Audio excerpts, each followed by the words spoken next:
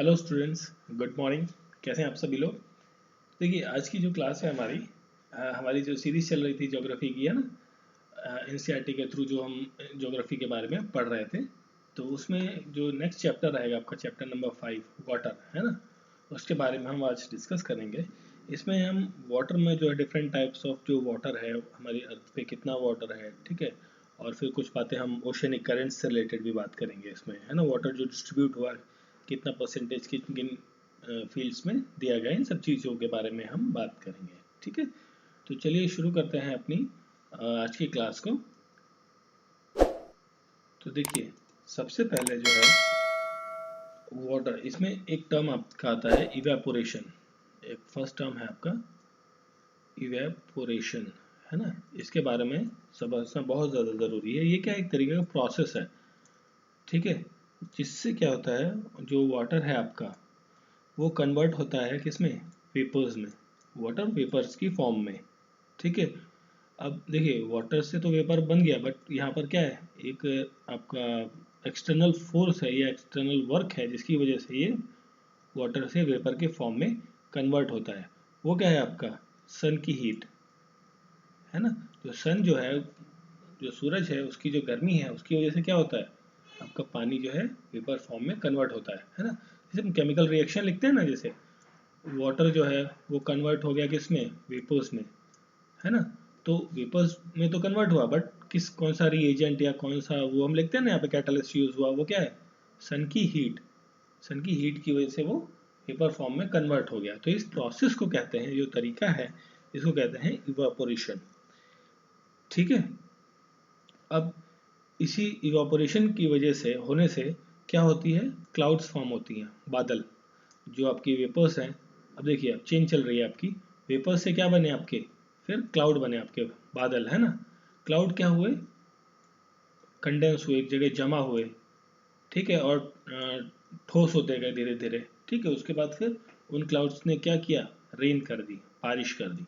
तो ये क्या हो गया, एक आपका वाटर साइकिल भी हो गया। यहाँ से वाटर निकला, इवेपोरेट हुआ, फिर क्लाउड बना, कंडेंस बना, फिर रेन वापस से आपको वाटर फॉर्मेट में मिल गया है, ठीक है। रेन के रूप में आपको पानी वापस लिक्विड फॉर्म में मिल जाता है, ठीक है।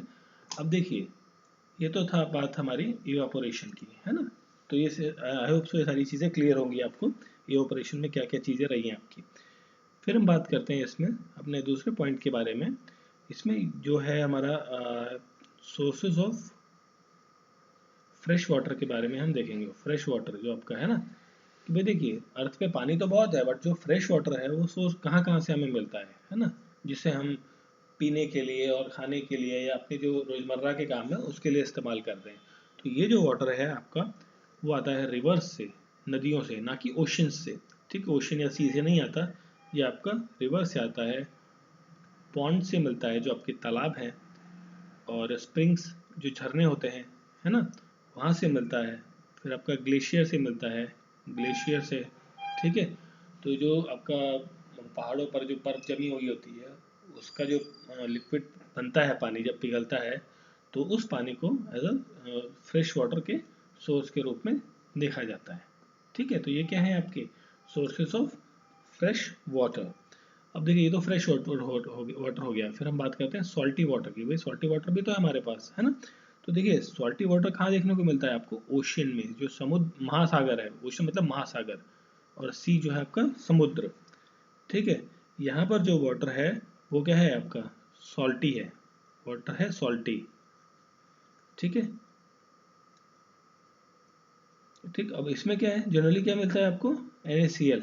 अब NaCl क्या होता है आपका, नमक होता है ना, जिसे हम खाने में इस्तेमाल करते हैं, ठीक है। जो हमारा खाना बनता है उसमें क्या है, नमक इस्तेमाल होता है, वो क्या होता है, NaCl, ठीक है। और वो हमें कहाँ से मिलता है, सॉल्टी वाटर, सी और ओशन के से, ठीक है। मतलब ऐसा नहीं कि भाई समुद्र के बीच में गए, वहां से अपने नमक लेके आ रहे हैं, नहीं।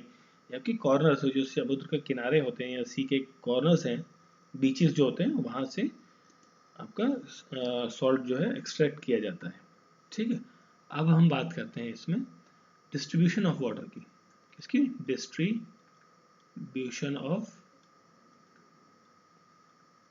डिस्ट्रीब्यूशन ऑफ वाटर बॉडीज की। जो वाटर बॉडीज है हमारी, है ना, धरती पर जितना पानी है वो किन किन सेक्शंस में कितना कितना देखने को मिलता है। देखिए सबसे इम्पोर्टेंट चीज़ यहाँ पर ये आती है कि 3/4 3/4 हिस्सा अर्थ सरफेस का वो क्या है आपका पानी है ना। मान लीजिए जैसे ये आपकी अर्थ है तो इसको 4 भागों में काट दीजिए, है ना। तो सिर्फ इतना हिस्सा क्या है लैंड है, बाकी ये सारा हिस्सा क्या है पानी है आपका, ठीक है। और फिर भी हमारे पास इतना पानी है, फिर भी हमारे को क्या है जो पीने का पानी है, जो आपको ड्रिंकिंग वाटर है ना, जो यूजफुल वाटर है आपके लिए, उसकी क्या कमी है, स्केर्सिटी है, स्केर्सिटी है आपकी, ठीक है। फॉर फ्रेश वाटर की स्केर्सिटी है आपके पास, ठीक है। क्योंकि बाकी देखिए फ्रेश वाटर तो हमारे पास कहाँ है, उन 4-5 जगहों में मिलता है आपको देखने को, है ना। जो आपका रिवर पॉन्ड या आपका क्या नाम है स्प्रिंग ग्लेशियर वगैरह में देखने को मिलता है ना। या अंडरग्राउंड वाटर भी आपको देखने को मिलता है ना। तो बाकी जो पानी है कहाँ है, ओशंस में या सी में पाया जाता है, ठीक है। अब देखिए इसमें हम कुछ परसेंटेज की बात करते हैं कि भाई कितना परसेंटेज कहाँ कहाँ अवेलेबल है ना। तो देखिए ओशन की हम बात करते हैं तो सबसे पहला हमारा था ओशन, महासागर, है ना। तो महासागर जो है वो लगभग 97.3% जो पानी था, या हमारा 3/4 पानी है ना, 75% जो पानी है हमारा अर्थ का, अर्थ सरफेस, जो अर्थ सरफेस है उसका जो 75% हिस्सा है वहाँ क्या है पानी, और उस पानी का जो 97% है, ठीक है, वो क्या है ओशियनिक वाटर है, समुद्र में है। और फिर जो आइस कैप में है, बर्फ के रूप में जो पानी है आपका वो 2.6% है। जो आपका पोलर जोन में है, आपका नॉर्थ पोल और साउथ पोल में जो पानी अवेलेबल है आइस की फॉर्म में वो 2.6% है, ठीक है। और वो भी आपका इसमें वो भी कंसिडर है जो कई सारे देश हैं जहाँ पर जो बर्फ जम जाती है ना, तो उसको भी इसी में कंसिडर किया गया है। अब देखिए जो ग्राउंड वाटर है, जो आप अंडरग्राउंड वाटर जो आप ट्यूबवेल से पानी निकालते हैं, वो जो है अंडरग्राउंड वाटर, ग्राउंड वाटर है ना, ग्राउंड वाटर जो है वो कितना है, ये देखिए मात्र 0.68% ही है सर। मतलब आधे परसेंट से आसपास में आपका जो ग्राउंड वाटर लेवल है पानी है आपका, ठीक है। और जो आपकी फ्रेश वाटर लेक है, फ्रेश वाटर जो लेक्स हैं, लेक्स है ना, तालाब, ये कितने परसेंट है, 0.009%। देखिए ये कितना चला गया, 0.009% आपका, सिर्फ बहुत ही कम है। फ्रेश वाटर लेक्स जो हैं उधरते हुए बहुत ही ज़्यादा कम है। और इनलैंड सी, ठीक है, इनलैंड सी मतलब देखिए इनलैंड सी और सॉल्ट लेक, जो सॉल्ट लेक्स है ना, जो खारे पानी की भी तालाब होते हैं, है ना, तो वो क्या है, वो कितनी है, वो भी बहुत कम है। जितनी आपकी फ्रेश वाटर लेक है लगभग उतने ही परसेंट आपकी सॉल्ट वाटर लेक भी देखने को मिलती हैं, ठीक है। और जो एटमॉस्फेयर है, एटमॉस्फेयर देखिए, एटमॉस्फेयर में भी क्या है, मॉइस्चर है, तो उसमें जो पानी होगा वो कितना होगा, वो भी होगा बहुत ही कम, 0.0019%। ये 9% था, वो ये 1% हो गया, और भी छोटी वैल्यू हो गई, ठीक है।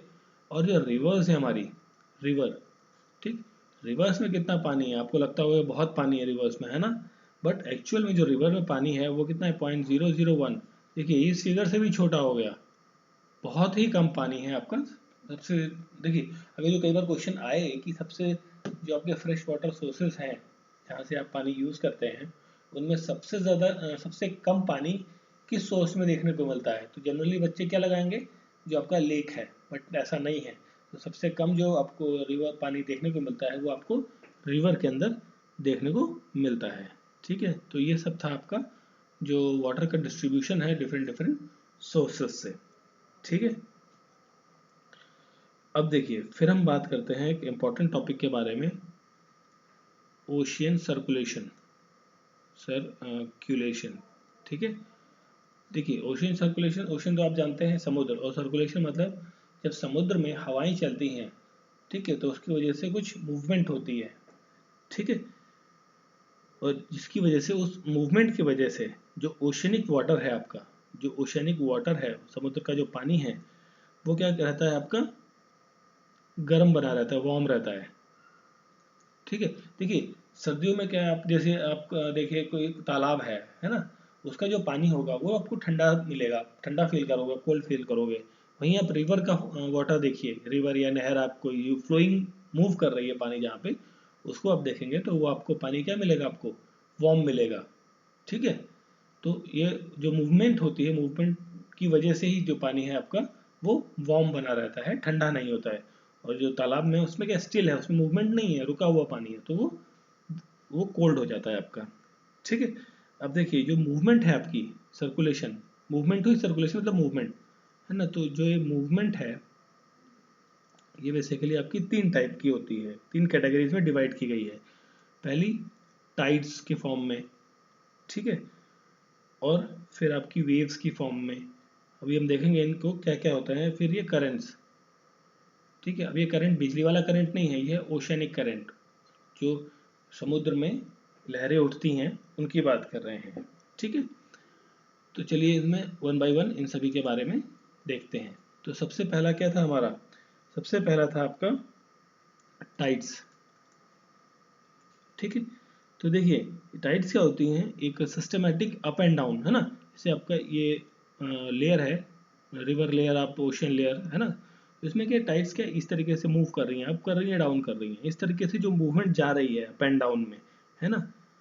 ठीक, और ये कहाँ जनरली देखने को मिलती है, ये आपका लैंड मास हो गया, ये लैंड मास हो गया, समुद्र का किनारा।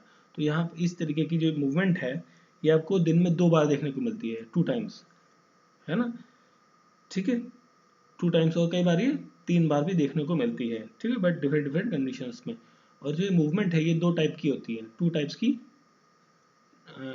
की क्या होती है, मूवमेंट होती है। वेव्स, ये जो टाइड्स होती हैं 2 तरीके की होती हैं, एक हाई टाइड और दूसरी लो टाइड। ठीक है, अब देखिए ये हाई टाइड और लो टाइड होने का जो कारण है, क्यों होती है भाई, ये होती हैं बेसिकली ग्रेविटेशनल पुल की वजह से, ग्रेविटेशनल पुल की वजह से। पुल किसके, पुल ऑफ सन एंड मून, जो सन और मून है उसके ग्रेविटेशनल पुल की वजह से आपको जो हाई टाइड और लो टाइड देखने को मिलती है। ठीक है, और जो देखिए ये जो हाई टाइड है आपकी, ये हेल्प करती है किसमें, नेविगेशन में, नेविगेशन में हेल्प करती है आपकी। ठीक है, और हेल्प करती है फिशिंग में, फिश करने में, जो मछली पकड़ते हैं लोग, मछुआरे, ठीक है, उनको हेल्प करती है। क्यों भाई, देखो मछुआरे क्या है आपकी, पानी में गए, जैसे आपका ये समुद्र है ना, सपोज कर लीजिए ये लैंड एरिया है, कॉर्नर है, यहाँ से वो लोग यहाँ पर गए मछली पकड़ने। जब हाई टाइड आई तो क्या है, जो वेव आएंगी वो इस बोट को कॉर्नर तक ले जाएंगी आपको। ठीक है, और जब फिर वापस जाएंगे ये, तो उसी टाइम पर वो लोग समुद्र में वापस जा सकते हैं, जिससे उनको ईजी होता है कि आने जाने में, थोड़ा सा फिशिंग करने में। क्लियर, और देखिए ये जो टाइड्स हैं आपकी, इन टाइड्स को आप इलेक्ट्रिसिटी जनरेट करने में भी हेल्प किया जा सकता है, हेल्प ली जा सकती है इलेक्ट्रिसिटी जनरेट करने में। क्योंकि देखिए एक दो करंट नहीं है ना, ये बहुत सारी टाइप्स आती हैं और इनमें बहुत ज़्यादा एनर्जी होती है, और उस एनर्जी को इलेक्ट्रिकल एनर्जी में कन्वर्ट किया जा सकता है विद द टर्बाइंस। ठीक है, और कई जगह किया भी जाता है। ठीक, तो ये सब था हमारा टाइड्स के बारे में एक छोटी सी बेसिक इन्फॉर्मेशन, जो आपकी क्लास 7 से रिलेटेड है। फिर हम बात करते हैं इसी में वेव्स। ठीक है, टाइड्स क्या है आपकी 2 बार आ रही है ना। तो देखिए वेव्स क्या है, वेव्स क्या होती है, regular regular rise and fall होता है। ठीक है, अब देखिए ये जो मूवमेंट थी, ये दिन में 2 बार हो, 3 बार हो, वो आपकी टाइड हो गई। अब ये रेगुलर हो रही है और तेजी से भी हो रही है, समहाउ हाई, मतलब तेज भी होती है और स्लो स्लो भी होती है। ठीक है, तो ये क्या होती है, किसकी वजह से, तो वेव्स की होती है। और वेव्स की वजह से क्या होता है, जो पानी आपका वार्म बना रहता है, वो पानी को क्या है, मूव कराती रहती है। ठीक है, अब देखिए जब आंधी आती है या तूफान आता है, कुछ ऐसा आपने देखा है ना, सुना होगा, तो उस टाइम पर क्या है कि ये जो वेव्स हैं, ठीक है, ये काफ़ी जो तूफान है, स्टॉर्म को लाने में काफ़ी ज़्यादा हेल्पफुल हो जाती है कई बार।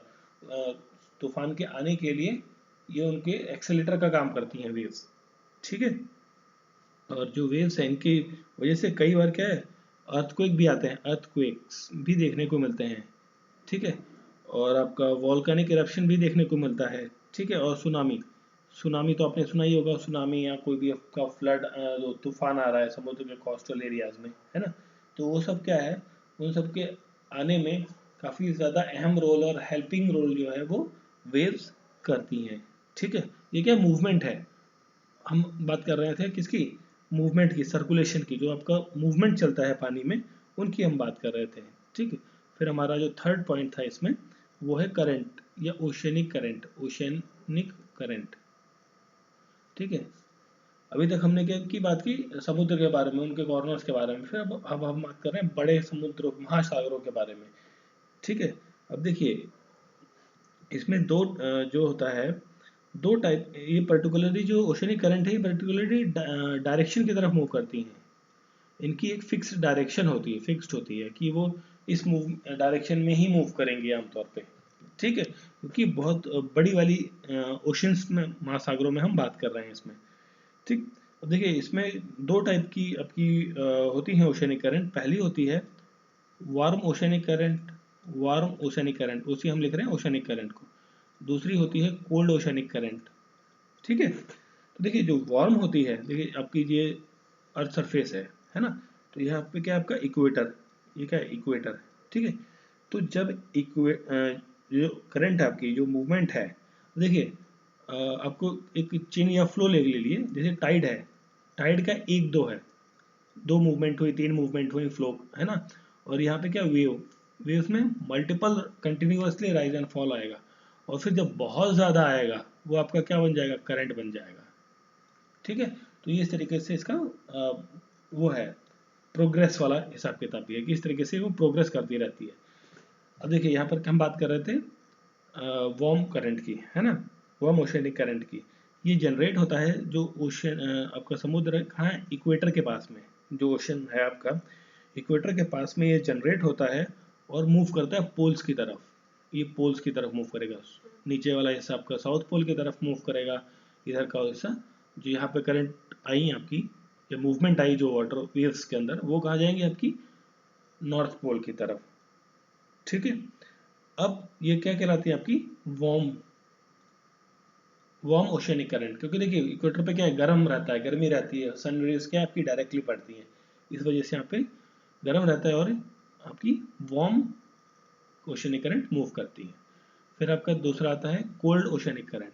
अब देखिए कोल्ड ओशनिक करंट में क्या होती है, ये जनरेट कहाँ होती है, ये जनरेट होती है यहाँ पर पोल्स पे जनरेट हुई है आपकी, नॉर्थ पोल या साउथ पोल पे। फिर यहाँ से जब ये मूव करती हैं किसकी तरफ, इक्वेटर की तरफ, इधर ऐसे इक्वेटर की तरफ। ठीक है, इक्वेटर की तरफ जब ये सब मूव करती हैं तो ये क्या कहलाती हैं, कोल्ड, क्योंकि देखिए इक्वेटर पे क्या है, ठंडा है ना, पोल्स है, आइस है, वहां से जो मूवमेंट आएगी करंट की वो क्या है, ठंडी रहेगी, तो उसकी वजह से इन्हें कहा जाता है कोल्ड ओशनिक करंट। ठीक है, अब देखिए इन करंट्स को क्या है, इन्फ्लुएंस करता है टेम्परेचर, और जो जो आपकी जो इन्फ्लुएंसिंग फैक्टर है, जो टेम्परेचर है, टेम्परेचर, ठीक है, और एरिया, किस एरिया में वो फ्लो हो रही हैं, है ना, ये भी जो करंट है उनके वार्म होने पे या कोल्ड होने पर काफ़ी ज़्यादा निर्भर करता है। ठीक है, अब हम बात करते हैं, जैसे एक दो एग्जांपल देखते हैं कि जहाँ पर कोल्ड ओशियनिक करंट या वार्म ओशियनिक करंट देखने को मिलती हैं, है ना, तो जो कनाडा है आपका, कनाडा, है ना, जो यूनाइटेड स्टेट्स के पास नियर का जो एक कंट्री है ना, तो यहाँ पर क्या है आपको cold oceanic current, cold oceanic current आपको देखने को मिलती है, कोल्ड ओशनिक करंट। ठीक है, और जो फिर आपका ये है अफ्रीका, अफ्रीका, ठीक है, देखिए कनाडा का है आपका, ये इधर इस तरफ ऊपर में है ना, नॉर्थ अमेरिका के हिस्से में, और अफ्रीका का है यहाँ पे इक्वेटर के नीचे वाला हिस्सा है। ठीक है, और अफ्रीका में आपको क्या मिलेगा, वार्म ओशनिक करंट देखने को मिलती है। ठीक है, अब देखिए इसमें एक और इम्पॉर्टेंट चीज़ आती है, वो ये कि जहाँ पर जिस एरिया में, है ना, warm oceanic current plus cold oceanic current, कुछ एरिया भी आएगा ना ऐसा जहाँ पर ये दोनों आपस में मिलेंगी, है ना, भाई ऐसा तो है नहीं कि सेपरेट, भाई तेरा रास्ता अलग है, तेरा रास्ता अलग है, कुछ ऐसे भी एरियाज आएंगे जहाँ पर ये दोनों आपस में मिलेंगी, टकराएंगी, है ना, मीट मीट करेंगी, मिलेंगी, है ना, तो वो क्या फॉर्म करती हैं, ये फॉर्म करती हैं फॉगी वेदर, धुंध, है ना, जैसे आपका अभी जैसे सर्दियों का टाइम आएगा ना, जनवरी और दिसंबर लास्ट में, क्या नॉर्थ इंडिया में क्या है, फॉग देखने को मिलती है, क्यों, क्योंकि देखिए रात का जो ठंडी है और दिन की जो हॉटनेस है, गर्मी है, वो जो आपका मॉर्निंग का टाइम है या नाइट का जो लेट नाइट का जो पीरियड होता है उसमें क्या होती है, मिलती हैं, ये जो टेम्परेचर वेरिएशन मिलता है, तो उसकी वजह से क्या फॉग जनरेट हो रहा है आपका। ठीक है, और ये जो फॉगी वेदर है, फॉगी टाइम होता है, ये किसके लिए बेस्ट होता है, ये होता है फिशिंग के लिए। इस टाइम पर क्या है, जो फिशेस हैं, मछलियां हैं, वो आपकी अर्थ सर जो आपका डीप सी में नहीं होती, वो आपकी जो समुद्र का, ओशन का जो सरफेस है, उसके बहुत ही ज़्यादा नज़दीक पाई जाती हैं, तो ये उसके लिए बेस्ट होता है। और इसमें डिफ़िकल्टी सबसे ज़्यादा किसको होती है, नेविगेशन को। ठीक है, अब देखिए समुद्र है आपका, ये बहुत बड़ा विशाल समुद्र है, यहाँ पर कोई बोट है या शिप है, यहाँ पर क्या पूरा फॉगी फॉग फैला हुआ है, अब इसको कैसे पता लगे भाई कोई यहाँ पे माइलस्टोन या कोई बोर्ड तो लगा नहीं है, ना ही रोड है ना, तो इसमें इसको रास्ता देखने में, या कोई सामने से बोट आ रही है तो वो सब देखने में उसको क्या है, काफ़ी ज़्यादा दिक्कत होती है रास्ता ढूंढने में, नेविगेट करने में इस रीजन में। ठीक है, तो ये सब चीज़ें थी इस चैप्टर में। तो हमने इस चैप्टर में, जो हमारा वाटर का जो चैप्टर है, इसमें हमने देखा सोर्सेस ऑफ फ्रेश वाटर के बारे में हमने इसमें बात करी है। ठीक है, डिस्ट्रीब्यूशन ऑफ वाटर के बारे में, डिस्ट्रीब्यूशन ऑफ वाटर के बारे में बात करी, कितना परसेंटेज कहाँ कहाँ क्या क्या रहता है ना। और फिर हमने इसमें बात करी ओशनिक सर्कुलेशन के बारे में, सर्कुलेशन के बारे में हमने देखा। और सर्कुलेशन आपका 3 टाइप का रहा, आपका वेव्स का, और टाइड्स में, और फिर ओशनिक करंट्स के फॉर्म में। ठीक है, आई होप सो पूरा क्लास आपको अच्छे से समझ में आया होगा। ठीक है, और लाइक एंड सब्सक्राइब आप ज़रूर कर दें, है ना। मिलते हैं नेक्स्ट क्लास में। Thank you for watching.